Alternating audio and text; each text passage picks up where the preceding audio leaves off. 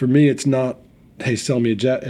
And I think the thinking's changing, right? Is, hey, I want to hire you to buy me a jet, right? And so now that's the better way to think about it. But again, you got to understand the mission, understand the costs. Right. Welcome to Own the Jet by Aspen Aero Group, where we share perspectives from some of the leading voices in private jet ownership and business aviation.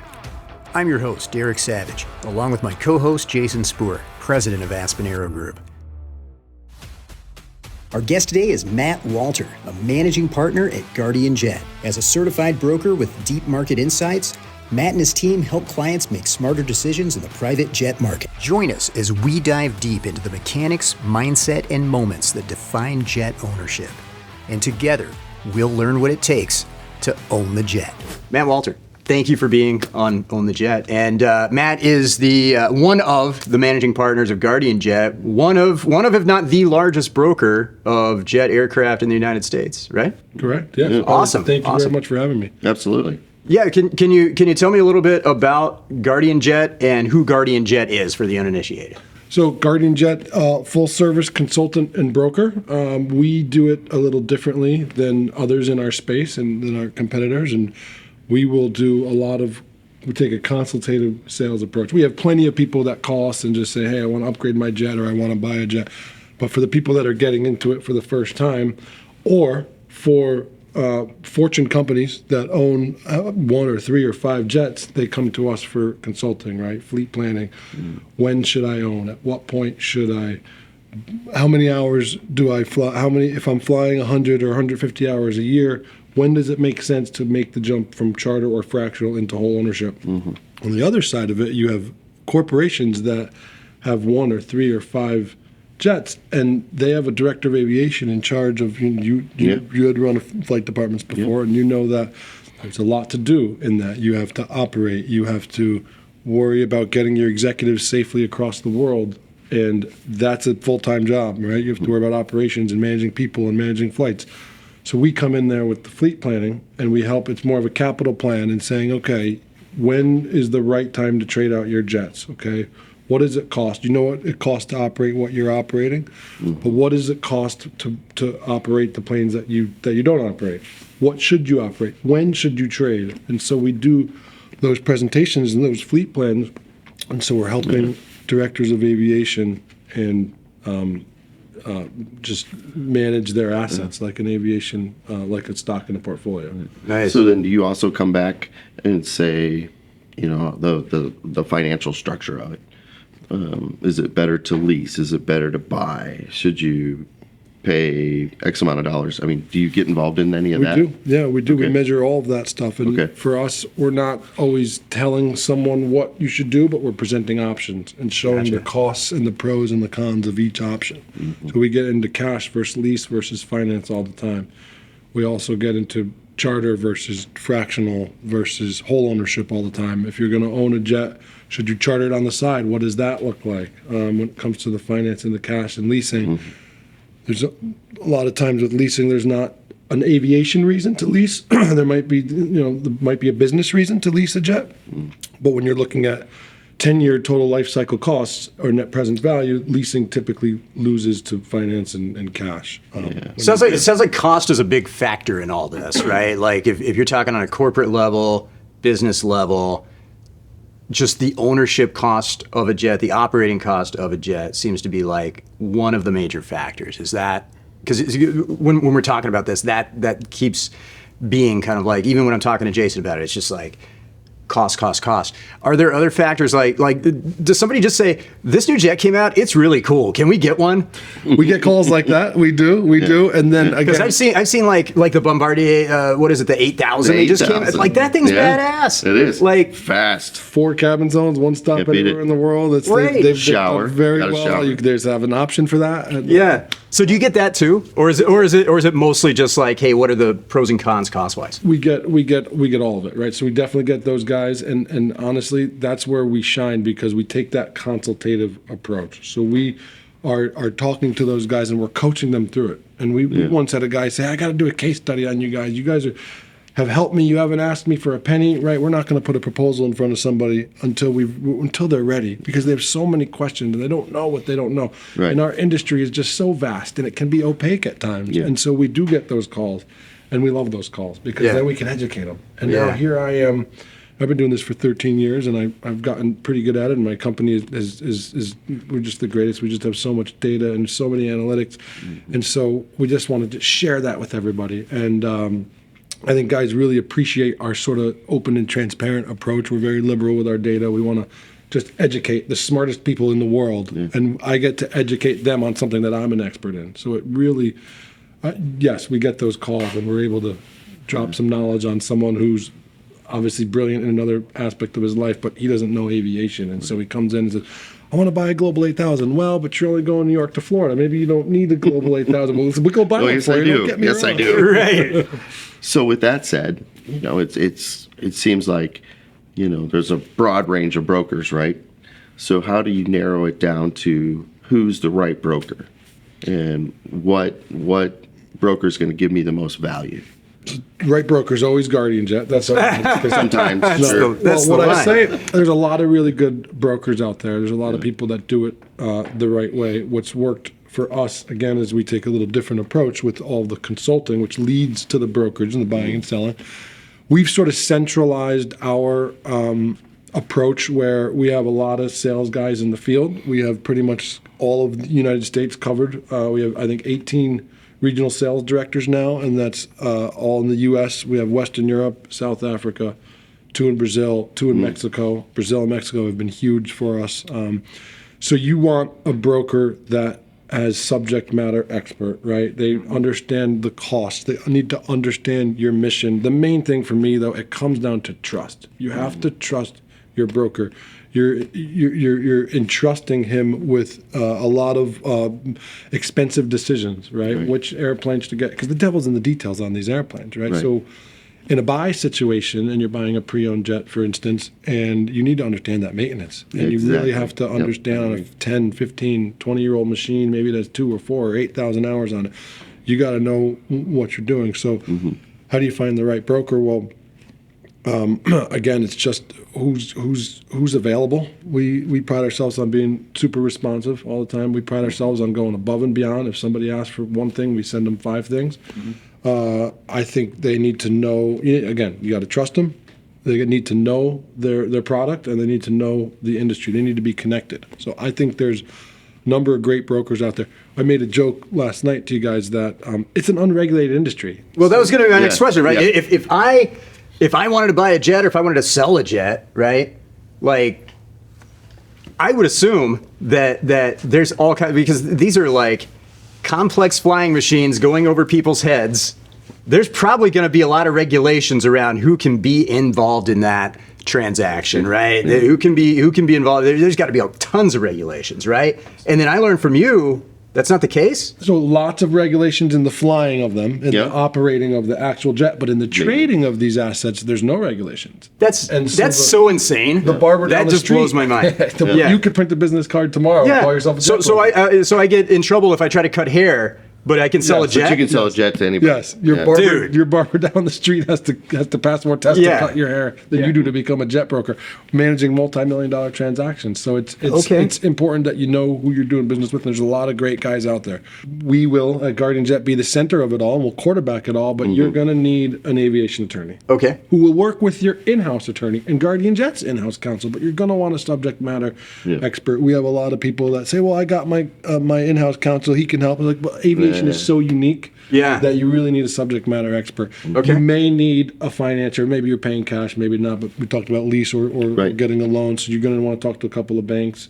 There's banks, there's niche banks. There's the big banks. There's small banks. You might have a relationship with a bank that's getting into aviation. You talked about management companies, right? You need someone to operate it, and there's a lot of great management companies out there, big or small.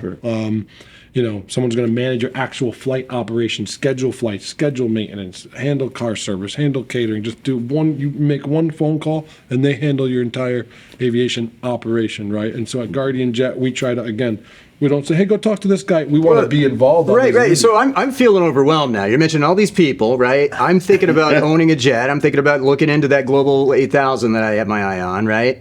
And I'm like, I don't know an aviation attorney. I So don't that's- know right. a financer that is going to help me with aviation. Yeah. So the broker is going to be the one facilitating all of that, Yep. right? how do I know that guy's not trying to screw me? It's an unregulated industry, right? So like, how do you vet these people? How do you know that broker is a good broker? And honestly, for us, it's, I think, a little easier because we've been around now since 2002. We're Yeah. up now we just keep growing each year, but we're now going to probably do 150 transactions this year. So for us, we've just built this amazing team, and we always invite people, come to Guilford, Connecticut, come see the team, come see the trading floor, look at all of our data. We have more data than anyone else in the industry. So for us, I think it's a little bit easier because we've been around for a long time, and we've grown and we have a lot of good relationships. We do 40% of the Fortune 100 companies.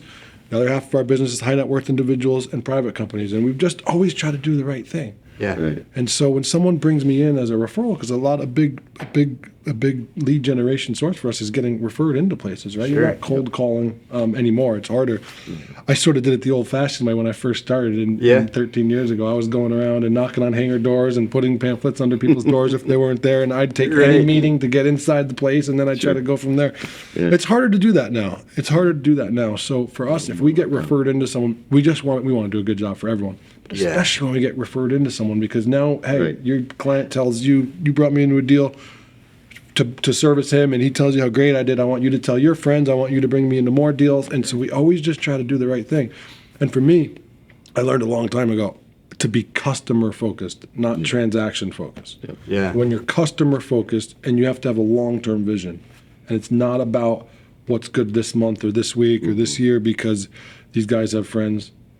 They're going to come back. They might start Exactly. with a Citation or a Challenger or a mid-size, and then 3 or 5 or 7 years, and it's always quicker than they think. Yeah. No. Coming back. And That's got to be hard though as a sales organization, right? Because it's like I've been in sales. I know what it's like to have, sales goals and sales numbers you got to hit, right? And for you to have that longer term vision, that's kind of unusual in a sales environment because so many people in sales environments are just like, no, we have to do whatever it takes to hit these numbers or else. Yeah, but that's a problem in this market, right? In this world, because say we go out and vet a Gulfstream for somebody, and we take it through the maintenance process, and we find out in the maintenance process there's an issue, there's a problem with this airplane. Okay. So now it's a choice, right? We need to either fix it and move forward, or do we not say anything, right? So, and I think you'll find on the lower end of the spectrum, you'll find that brokers aren't going to say anything. They're just going to push it through because it's a paycheck. So they want to get it out the door as quick as they can. Whereas you look at, Guardian and some of the other big and, established brokerages and us included, right? We want to make sure that, we push out a quality product because we don't want that person. Give me to some have- green flags and red flags. What do I need to be looking for if I'm looking at for a broker. owning? Well, I'm thinking about owning a jet, and like maybe somebody introduces me to somebody that's like, yeah, this guy will sell you a jet, right? How do I vet that person? How do I interview Well, it's that funny person? because you say this guy will sell you a jet, right? And a lot Sure. of people, I think the thinking is changing. A lot of people think, I need a jet. I'm going to call you, sell me something. And we took this approach. 50% of our business is acquisitions, and we buy half of that is new and used, right? So we buy Okay. half of our acquisition is new and half is used. But we're not trying to sell you something from our inventory. Okay. We're going to go out. We want you to hire us as an acquisition agent to go out and blanket the market. Now I have your best interest at heart, right? Now I'm going to look at the entire market, and I'm going to take 30 airplanes for sale in this model, 20 here, 15 here, 35 here, and I'm going to distill it down based on a lot of discovery early on in the process because Sure. I want to understand your mission. Yeah. I want you to understand your own mission, right? Right. And I want you to understand the costs because there's a lot of costs that people don't know about. Not everyone's always so upfront about that. Yeah. But as an acquisition agent, now we have your best interest at heart. Let us bring you a short list of finalists that we can go deep on together. But now I represent you, and I can get you the best price in the market versus I'm selling you something.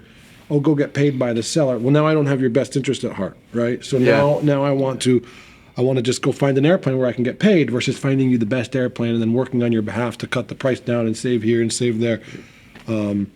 So for me, it's not, hey, sell me a jet. And I think the thinking's changing, right? Is, hey, I want to hire you to buy me a jet, right? And so now that's the better way to think about it. But again, you got to understand the mission, understand the costs. Right. Yeah. So But, I'm also coming back. Like, how do I know? Even if I'm in a conversation with, I mean, Guardian Jet's got a great reputation, right? So it's like that's an easy one. But if I'm talking to, maybe a smaller broker or somebody that doesn't have that reputation, I think, how do I know? I think kind of like what you said, just to paraphrase it and bring it back. The first question is going to be, what are you looking to do? Yeah. It's not going to be, hey, let's go look at this. So it's just how they G800. approach it. It's how they Right. approach it. Yeah. Not transactionally, but Exactly. Okay. Not trying to take you right to the biggest thing right out of the gate. And here's what it's going to cost you, and making sure that you're fully aware of all the bills that are going to come in on this airplane. Because again, people like us, we want to see recurring customers keep coming back. So if we take them down a road where we show them data that's not right and it's skewed, then we're not going to see that customer again, right? Yeah. Because they're going to end up getting into something they can't afford, and it's going to be that broker's fault. do people typically know what they want when they start the conversation? I think they do. Not always. Right. Sometimes you say, hey, I want this airplane. And then sometimes you get somebody that says, I have this amount of money. What can that buy me? And you still have to, I used to say, I can tell you what you need with 3 questions, right? How far are you going? How much money do you have to spend? And then most importantly, how much money do you have annually to Keep it pay up. for the operating costs? Yeah. Yeah. And how many people you travel with. Okay. And that alone can, it's funny because it's not like cars where there's 300 available at any given time, right? It's a finite amount of models, and then within those models, there's a finite amount of good airplanes for sale. Right. There's only so many to choose from, but people come into this all the time not knowing, or maybe they heard something. Hey, I really heard about this G280. Or the Challenger 300. Tell me about that, and then we just talk to them about the pros and cons of each. Right? Yeah. Do you find yourself having to talk people down out of like We've things that might not be like Actually- they want the Escalade, but they really need a Caravan. It's like just literally 2 Go with years a ago. Fiat. 2 years Right. ago, a guy came to us and he wanted to buy a $50 million Global, and we just listened to his mission. We said, you're a first time owner. We like to start dip your toe in the water. Let's go with a Challenger. Let's go with the super midsize and see how that works. And he got the super midsize and loves it. Doesn't go out of the Nice. country. Didn't need a Global. So we have talked to people now again against our own self-interest. Yeah. Best Well- way I talk about our company is when I tell stories about deals that I've done for people. Sorry to Sure. cut you off. Well, no. I mean, because ultimately he is going to probably come back and get that global, That's right? I mean, In this case, he's he going to went grow into it. Right. And here's something too that just to quick talk about. But you said there's a list of maybe 15 of these type of airplanes on the market. We want to get a G280. There's 15 of them, and we're just using that number. But out of that 15, there could be 6 that are just great airplanes to go after. So then the question comes back, why? Isn't it all maintained the same? It's regulated. It's FAA regulated, blah, blah, blah. sure. Well, yes, but just like your car or anything else, the quality of the work that you've done to it to maintain it through the years can vary from owner to owner, right? So Yeah. So we make sure we articulate that because we get that question. Well, I really like that one. That one looks great interior. It fits what I want. Well, it's great.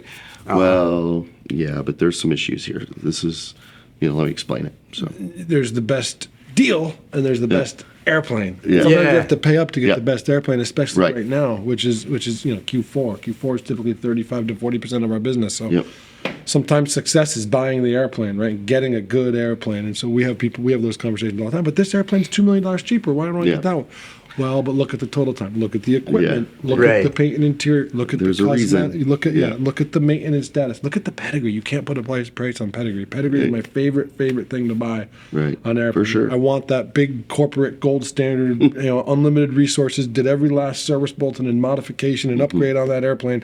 Yeah. Thing, you can walk in their hangar and eat off the floor. It's so clean, and that's the type of operation. Those airplanes aren't Yeah. hanging on trees, right? There's a lot of other Right. Sure. great airplanes out there too, but you do have to, you can open the page and see there's 30 aircraft for sale, but you really got to dig and see, Yeah. okay, how are they operated? Where in the world are they based? we do a lot of imports, but that again adds more, again, building the team, right? When you do an import, it gets even more complex. And Do you find on talking about the, I don't know, like the best airplane or the best deal, if you're talking about the best airplane, is it also because if I'm thinking about jet ownership, I'm thinking like, I'm not going to have this thing for the rest of my life. At some point I'm going to want to sell it, right? So do you have that as part of the factor, what you're talking about, where it's like, this will maintain a lot of that value, Really if you good question. maintain the aircraft. Every time we go into a deal, I'm thinking of the exit strategy. Absolutely. I always Okay. want to Absolutely. understand resale. Well, to the point where on the finance we can run analyses that predict what it's going to be worth based on a couple different sensitivities. Okay, in a strong market, a middle market, a weak market. Right. Here's what it could be. But more importantly, on the front end, where is this going to be in 3 or 5? First, we're going to understand how long that someone thinks they're going to own it. Right? Where is this going to be? Okay. You have a 15-year-old plane. Well, if you're going to sell it in 5 years, now it's 20 years old, and just again, depending on the maintenance cycle, what it's equipped with. Again, we want to buy after a big maintenance inspection, not on the way in, unless sometimes people want to do a big refurbishment process. That's right. Then now walking into an 8-year, or 16-year, or 10-year inspection, Perfect time. maybe isn't the worst thing in the world if you want to make the jet your own. And a lot of times those people say, "Well, I'm going to own it for 10 or 15 years." Don't think. I've had people say to me, "Don't even." I appreciate it, Matt. You're wanting to think about my exit strategy. I really appreciate that, but pretend I don't care about residual value. Okay, well then we can go buy that plane overseas that had hail damage because it's a really good deal. Yeah. You told me you don't care about residual value. Let's go buy that plane. It's a really good deal on a late model, low time airplane. Let's do it. And my customer was okay with it because he wanted to own it for a long time, so the residual value was less important to him. Right. And then they can do whatever they want with it because they get a great deal and Yeah. use that extra money If you're to. gonna, yeah, and if So- you're so gonna Not so just worried completely- about the resale. Yeah. I mean, for the longer term ownership. But if you're going to own it for 2, 3, or 5 years, now the residual value, now you have to buy it right, and you have to have a plane that's going to have another buyer after that. You don't want to be the last buyer of an airplane, right? In that instance, with a 2, 3, 5-year ownership scenario. Can you talk to me about the For sure. consultative approach you get? Because one of the things when I talk to you about Guardian Jet and the way that you approach things, you talk about your consultative approach and all the resources you have and all the data you have. When did you guys make the decision that was the way that you wanted to do business? Because we- that can't be cheap, right? No, we have other brokers that look at us all the time and say, "Boy, you have a lot of overhead," and just it works for us, right? Sales Okay. in the field, they Yeah. go get business, and then the central location in Guildford, and now we have an office in London, and we have one in Denver now as we keep, and again, salesmen all over the world. But they get business, and then the team in Guildford runs the deals, and our consulting team, and we have a technical team, we have a legal team, so we have all aspects of a deal too. Again, we still want to partner with teammates on your team. But the consultative approach has helped us because when somebody calls or when you get referred into somewhere, you can't have the first conversation be, "Okay, well, here's my proposal, and let me know when you're ready. Call me when you're ready to buy." I literally won a deal earlier this year, and the guy told me, I had feedback from somebody else, but the story was, well, why did I was like, I'm just curious. I'm thrilled that he picked us, obviously, but why did he go with Guardian Jet? He was talking to some other great brokers. Well, one of the brokers actually said, "Hey, yeah, there's a lot of hand-holding here," and I think he put it in these words, but there's a lot of hand-holding here. "Call us in 3 months when you're ready to buy." And I'm sitting here getting my consulting team to produce cash flows for a Challenger versus a Gulfstream versus a Phenom, because light, super mid, and heavy, or large cabin, and the guy was just so thankful. He's just, "Oh my God, this is just such." And it's not just a 1-year budget; it's a 10-year budget, right? Buy, fly, sell, tax benefits. So again, but we're set up like that. That's easy for us because we've had the infrastructure. So it took a long time to build. Yeah. But I think we realized that was the way because a lot of people had questions and there was so little data out there. And I think there's more available now with obviously the internet's here to stay, I think. I don't think that's going anywhere. We've got the worldwide information superhighway. And, right. So there's a lot more information out there, but we realized, and again, kudos to Mike Dwyer, our founder, and I learned everything I know from that man. But he had a vision. He seems to always be ahead of this stuff, but he just saw people needed help.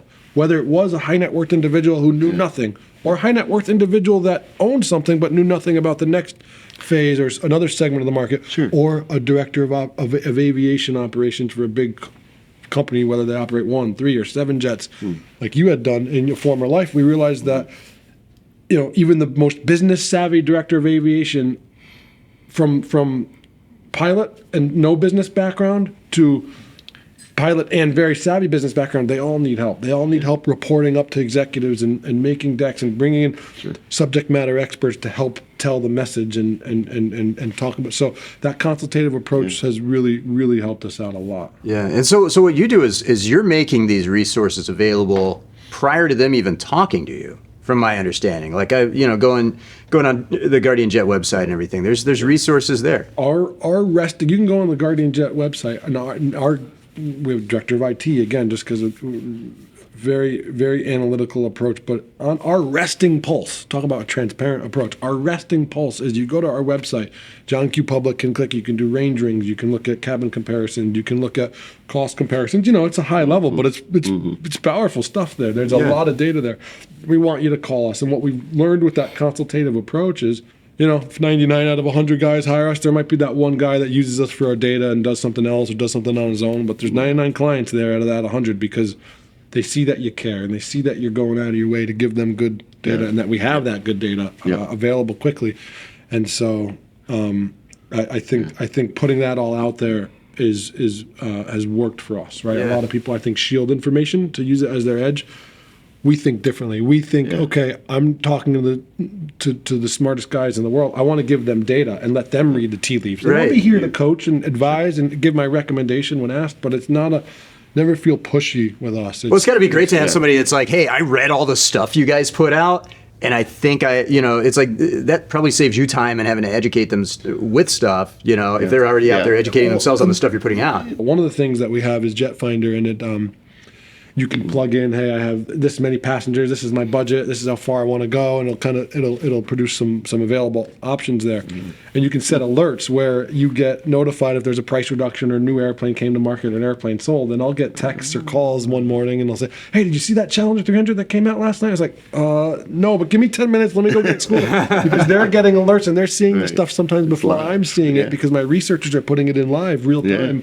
They learn about a plane most of the time before it comes to market.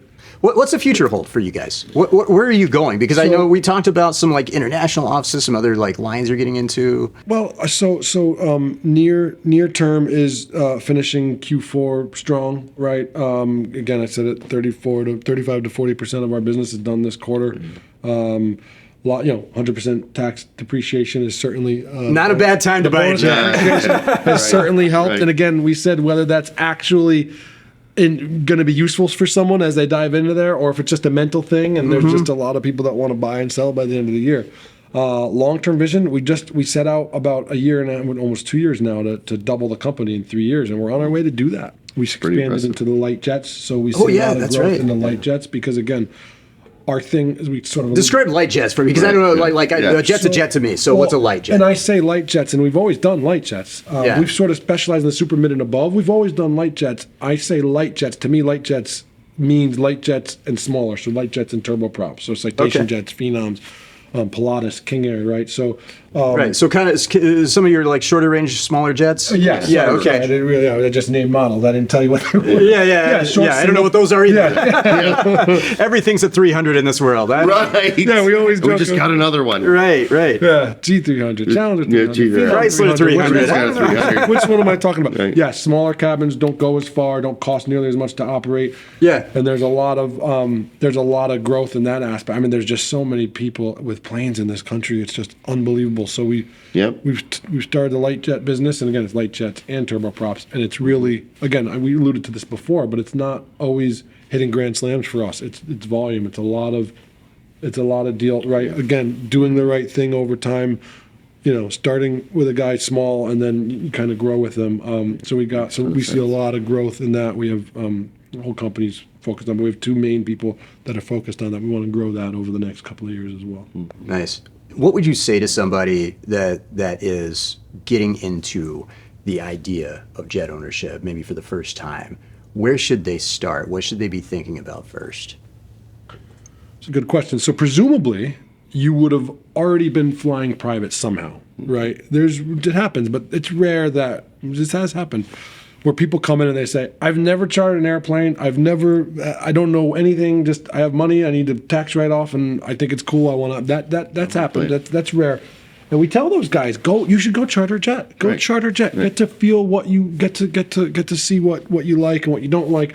see what, cabin sizes, what, internet connectivity, what type of missions you're doing, right? So go charter a jet. So someone that's now, so again, presumably they would have had X number of hours flying for years. So what I say to these guys, again, I said it earlier in this conversation, really understand your mission. Buy an airplane for 80 or 90% of your mission. Don't buy the airplane because you take one trip to Japan every year, right? So buy a plane that fits 80 to 90% of your mission. Really understand the cost. There's no rush. Although it happens all the time, and it's great for our We're in Q4, man. I got to get this done. We get the calls on November 10th that people need an airplane by the end of the year, and we'll work with them. We'll work at their pace. We will do that. But and it's because people's total tax structure come into focus towards the end of the year, so they know now what type of write-off they're going to need. Yeah.